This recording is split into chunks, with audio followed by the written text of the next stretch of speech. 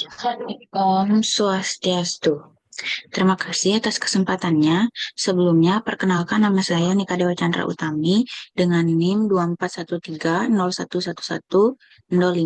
Saya dari kelas 2B Pendidikan Matematika.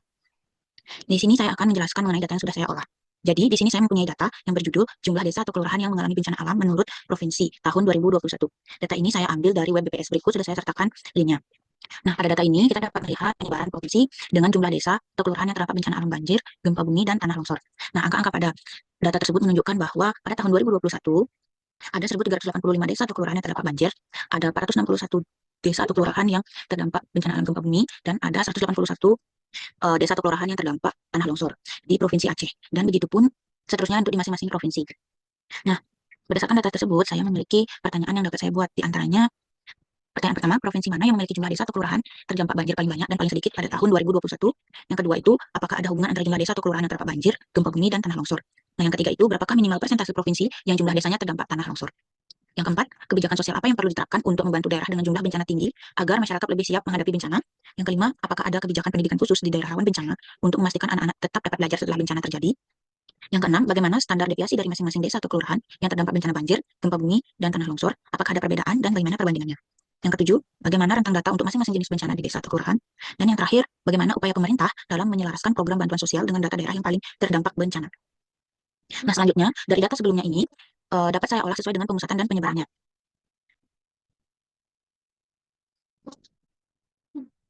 Nah, untuk yang pertama itu, pada tabel 1, jumlah desa atau kelurahan yang mengalami bencana alam menurut provinsi tahun 2021. Pada data ini, kita dapat mencari ukuran pemusatan data.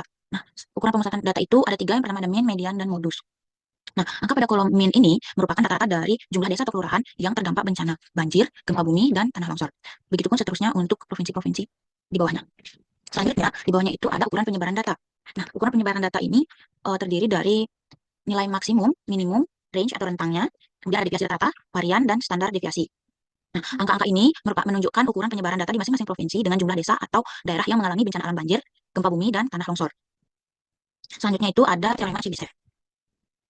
Di sini saya mengambil data untuk standar deviasi 2 dan 3. Untuk Chebyshev standar deviasi 2 menunjukkan bahwa harus terdapat 75% dari rentang data yang ada.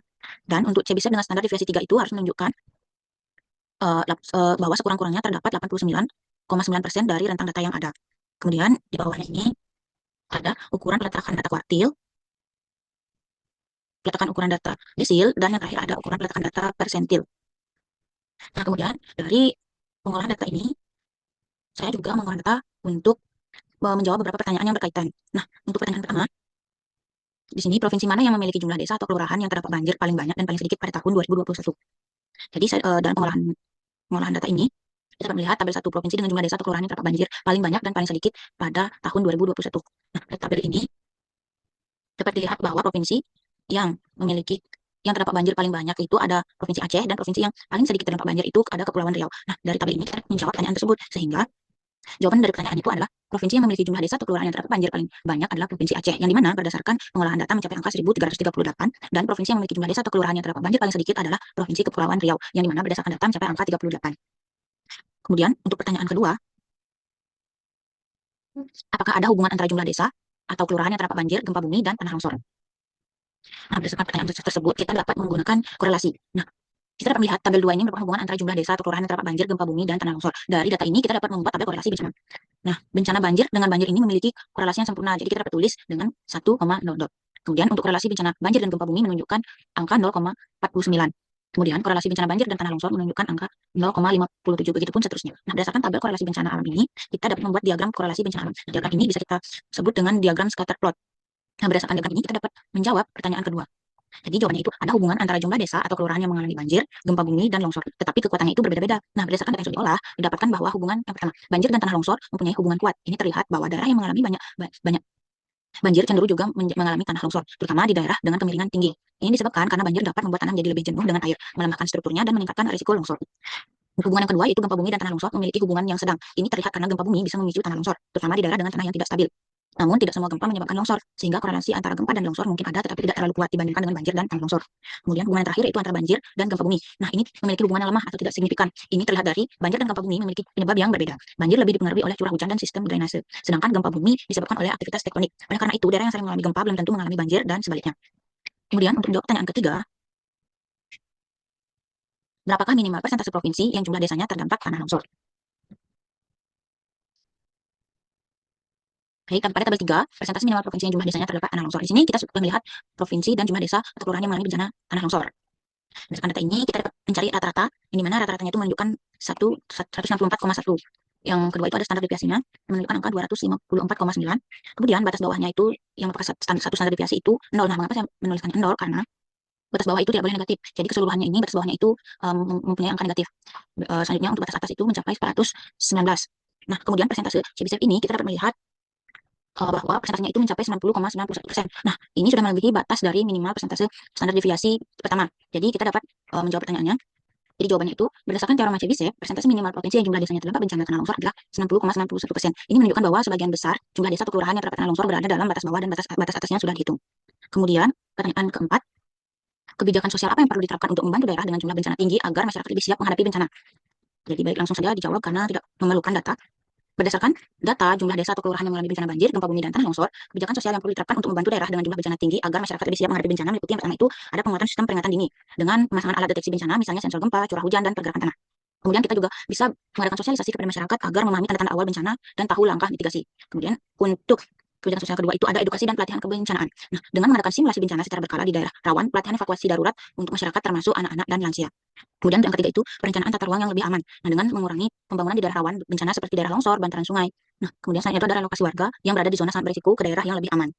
Kemudian yang terakhir itu ada peningkatan kapasitas infrastruktur dengan memperbaiki sistem drainase dan tanggul untuk mengurangi dampak banjir, memperkuat konstruksi bangunan rumah, sekolah, dan fasilitas kesehatan agar lebih tahan gempa dan longsor. Nah, itu merupakan beberapa kebijakan untuk mengatasi dampak dari bencana alam tersebut agar masyarakat lebih siap menghadapi bencana. Kemudian untuk pertanyaan yang kelima itu, apakah ada kebijakan pendidikan khusus di daerah rawan bencana untuk memastikan anak-anak dapat belajar setelah bencana terjadi?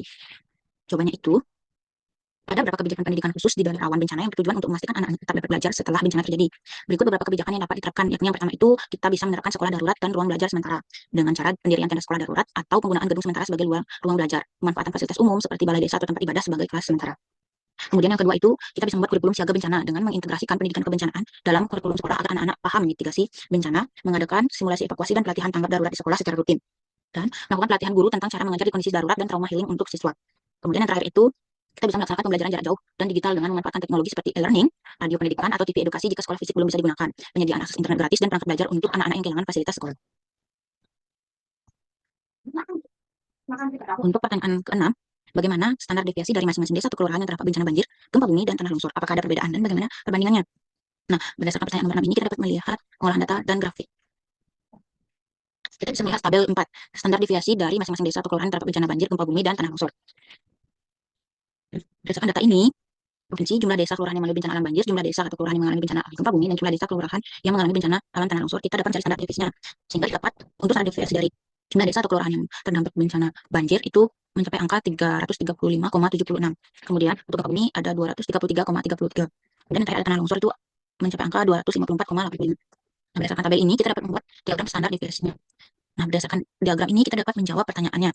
Jadi, jawabannya standar deviasi di masing-masing bencana, yakni banjir 335,76, gempa bumi 233,33, dan tanah longsor 254,85.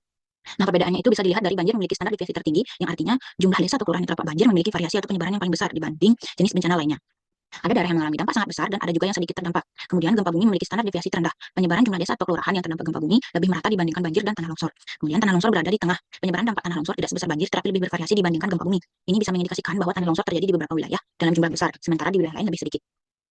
Untuk pertanyaan ketujuh, bagaimana rentang data untuk masing-masing jenis bencana di desa atau kelurahan? Ini kita bisa jawab menggunakan tabel dan grafik. Berdasarkan kita bisa melihat tabel 5 rentang data masing-masing jenis bencana di desa atau kelurahan.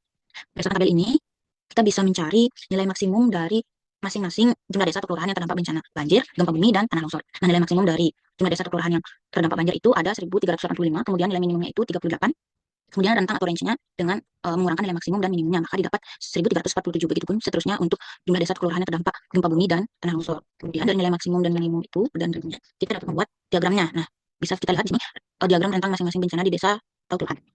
Nah, berdasarkan diagram ini, maka kita bisa menjawab pertanyaan yang nomor 7.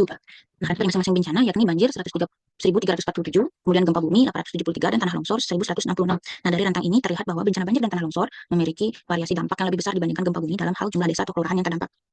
Ini menunjukkan bahwa bencana banjir dan tanah longsor lebih tidak merata dalam penyebarannya, sementara gempa bumi memiliki sebaran yang lebih terbatas dalam jumlah desa atau kelurahan yang terkena dampaknya. Kemudian untuk pertanyaan terakhir itu, bagaimana upaya pemerintah dalam menyelaraskan program bantuan sosial dengan data daerah yang paling terdampak bencana? Jadi kita bisa menjawabnya, pemerintah memiliki beberapa upaya strategis dalam menyelaraskan program bantuan sosial dengan data daerah yang paling terdampak bencana. Di antaranya, yang pertama, pemanfaatan data bencana secara real time. Ini bisa dilakukan dengan pemerintah menggunakan data dari BNPB, yakni Badan Nasional Penanggulangan Bencana, dan BMKG untuk memetakan daerah yang paling sering terdampak bencana. Kemudian pemerintah bisa membuat teknologi GIS atau Geographic Information System, membantu dalam visualisasi daerah rawan bencana untuk distribusi bantuan yang lebih efektif. Kemudian yang kedua itu bantuan sosial berbasis wilayah rawan bencana. Ini bisa dilakukan dengan bantuan tunai dan non tunai. Bantuan seperti bantuan langsung tunai atau BLT, program keluarga harapan atau PKH, dan bantuan pangan non tunai atau BPNT. Ini lebih diprioritaskan untuk daerah yang rentan terhadap bencana. Kemudian pemerintah juga bisa melakukan bantuan logistik, yakni penyediaan stok beras cadangan, makanan siap saji, selimut, dan obat-obatan yang disesuaikan dengan tingkat risiko bencana di setiap daerah. Kemudian yang ketiga itu ada pembangunan infrastruktur tahan bencana. Ini bisa dilakukan dengan hunian sementara dan permanen untuk korban bencana, terutama di daerah dengan angka kejadian tinggi. Yang kedua itu bisa perbaikan fasilitas umum seperti sekolah, rumah sakit, dan jalan agar lebih tahan terhadap banjir, gempa, atau tanah longsor. Kemudian yang terakhir itu bisa dengan pelibatan masyarakat dalam program kesiapsiagaan. Ini bisa dilakukan dengan program desa tangguh bencana untuk meningkatkan kesiapsiagaan masyarakat dalam menghadapi bencana. Kemudian yang kedua itu ada pelatihan evakuasi mitigasi bencana dan pemberdayaan ekonomi bagi masyarakat terdampak agar lebih mandiri pasca bencana. Nah, itulah tadi penjelasan mengenai data yang sudah saya dapat dalam web BPS. Sekian dari saya. Mohon maaf apabila terdapat kesalahan kata dan saya tutup dengan Parma Santi. Om Santi, Santi, Santi. Terima kasih.